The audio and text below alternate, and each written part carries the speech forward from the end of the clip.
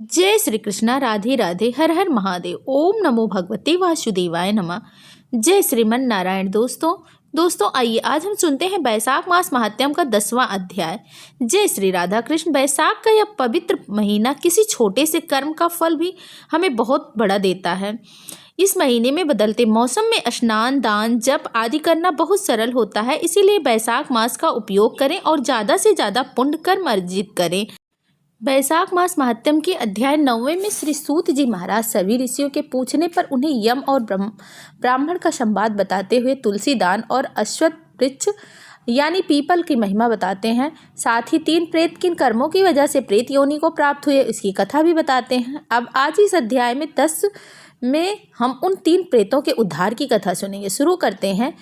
अवैशाख नाम वाला प्रेत अपना और बाकी दोनों प्रेतों के विषय में बताकर चुप हो गया। कुछ देर चुप रहने के बाद वो पुनः बोला, हे विप्र, हम तीनों के प्रेत योनि में पड़ने का जो कारण था वो सब मैंने तुम्हें बता दिया। अब तुम हम लोगों का उद्धार करो, क्योंकि तुम विद्वान हो। हे साधु पुरुष सुनो, पुण्य आत्मा साधु पुरुषों तीर्थों से भी बढ़कर होते हैं। वे शरण में आए हुए महान पापियों को भी नरक से तार देते हैं।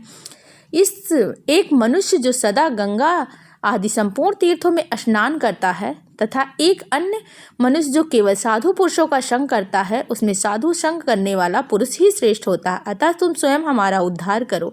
क्या मेरा एक पुत्र है जो धन शर्मा नाम से विख्यात है। हे साधु पुरुष, तुम उसी के पास जाकर यह सब बातें उससे कहो। हमारे लिए इतना परिश्रम तो जरूर करो।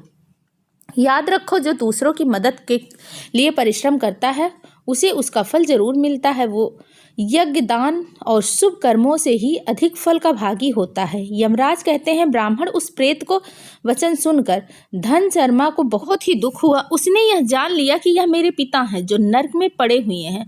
तब वो स्वयं अपनी निंदा करते हुए बोला, पिताजी, मैं गौतम यानी आपका पुत्र धनशर्मा हूँ। मैं आपके किसी काम ना आया। मेरा जन्म निरर्थक है। जो पुत्र आलस छोड़कर अपने पिता का उद्धार नहीं करता वो अपने को पवित्र नहीं कर पाता। जो संतान इस लोक और परलोक में ही सुख का विस्तार कर सके वही संतान या तनय माना जाता है। इस लोक में धर्म की दृष्टि से पुरुष के 2 ही गुरु हैं, पिता और माता। इनमें भी पिता ही श्रेष्ठ हैं, क्योंकि सर्वत्र बीज की ही प्रधानता देखी जाती है। पिताजी, अब मैं क्या करूं? कहाँ जाऊं? कैसे आपकी गति होगी? मैं धर्म का तत्व नहीं जानता, केवल आपकी आज्ञा का ही पालन करूंगा। अब धन शर्मा की बात सुनकर वो अवैशाख नाम का प्रेत बोला, बेटा घर जाओ और यमुना में विधि पूर्वक स्नान करो। आज से 5 दिन वैशाख की पूर्णिमा आने वाली है, जो सब प्रकार की उत्तम गति प्रदान करती है। देवता और पितरों के पूजन के लिए उपयुक्त है। उस दिन पितरों के निमित्त भक्ति पूर्वक तिल मिश्रित जल का घड़ा, अन्न और फलदान करना चाहिए। उस दिन जो श्राद्ध क्रिया का जाता है, जो पितरों को 1000 वर्षों तक आनंद प्रदान करने वाला होता है, जो वैशाख की पूर्णिमा का विधि पूर्वक स्नान करके 10 ब्राह्मणों को खीर का भोजन कराता है, वो सब पापों से मुक्त हो जाता है। जो धर्मराज की प्रसन्नता के लिए जल से भरे हुए 7 घड़े दान करता है, वो अपनी 7 पीढ़ियों को तार देता है। बेटा, त्रयोदशी, चतुर्दशी तथा पूर्णिमा को भक्ति परायण होकर स्नान, जप, दान, होम और श्री माधव का पूजन करो और उसे जो फल प्राप्त हो वो हम लोगों को समर्पित कर दो। यह दोनों प्रेत भी मेरे ही परिचित हो गए हैं, अतः इनको इसी अवस्था में छोड़कर मैं अकेला स्वर्ग नहीं जा सकता। इन दोनों के पापों का भी अंत आ गया है। इतनी कथा कह के यमराज पुनः बोले, हे ब्राह्मण, बहुत अच्छा कहकर वो श्रेष्ठ ब्राह्मण धर्म शर्मा अपने घर से गया और वहां जाकर उसने सब कुछ उसी तरह किया जैसा उसके पिता गौतम ने बताया था। वो प्रसन्नतापूर्वक परम भक्ति के साथ वैशाख स्नान और दान करने लगा। वैशाख की पूर्णिमा आने पर उसने आनंद पूर्वक भक्ति से स्नान किया और बहुत से दान करके उन सबको पृथक पृथक पुण्य प्रदान किया।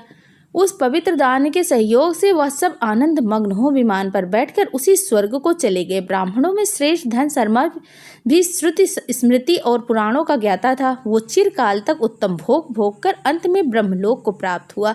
अतः यह वैशाख की पूर्णिमा परम पुण्यमय और समस्त विश्व को पवित्र करने वाली है। इसका महत्व बहुत बड़ा है, अतः मैंने संक्षेप में तुम्हें इसका महत्व बतला दिया। जो वैशाख मास में प्रातःकाल स्नान करके नियमों के पालन से शुद्ध चित्त हो भगवान मधुसूदन की पूजा करते हैं, वे ही पुरुष धन्य हैं। वे पुण्य आत्मा हैं तथा वे ही संसार में पुरुषार्थ के भागी हैं। जो मनुष्य वैशाख मास में सवेरे स्नान करके संपूर्ण यम नियमों से युक्त हो भगवान लक्ष्मीपति की आराधना करते हैं वह निश्चय ही अपने पापों का नाश कर डालता है। जो प्रातःकाल उठकर श्री विष्णु की पूजा के लिए गंगा जी के जल में डुबकी लगाते हैं उन्हीं पुरुषों ने समय का सदुपयोग किया है, वे ही मनुष्यों में धन्य तथा पाप रहित है। वैशाख मास में प्रातःकाल नियम युक्ति हो मनुष्य जब तीर्थ में स्नान करने के लिए पैर बढ़ाता है तो उस समय ही श्री माधव के स्मरण और नाम कीर्तन से उसका एक एक पग अश्वमेघ यज्ञ के समान पुण्य देने वाला होता है। श्री हरि के प्रियतम वैशाख मास के व्रत का यदि पालन किया जाए तो वह मेरु पर्वत के समान बड़े उग्र पापों को भी जलाकर भस्म कर डालता है। हे विप्रवर, तुम पर अनुग्रह होने के कारण मैंने यह प्रसंग संक्षेप में तुम्हें बता दिया है। जो मेरे कहे हुए इस इतिहास को भक्ति पूर्वक सुनेगा वो भी सब पापों से मुक्त हो जाएगा तथा उसे मेरे लोक यमलोक में नहीं जाना पड़ेगा।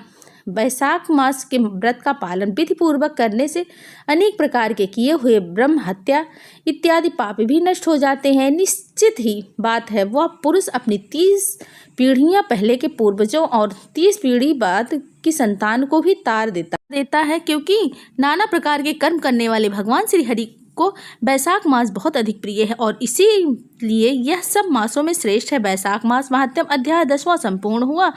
आज के अध्याय में स्पष्ट है कि वैशाख पूर्णिमा बहुत अधिक फलदायी देने वाली है। वैशाख के अंतिम 5 दिन सभी नियम से स्नान, दान, तर्पण आदि जरूर करें। यह पितृ दोष से मुक्ति का महा सरल उपाय है। वैशाख के अंतिम 3 दिन भी महा उपयोगी हैं। कुछ जरूर करें।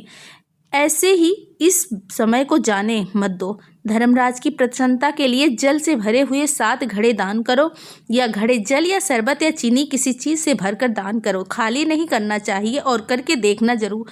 जीवन में अकाल मृत्यु के भय से भी मुक्त मिल जाएगी। कल वैशाख मास महात्म्य के 11वें में आगे की कथा सुनेंगे।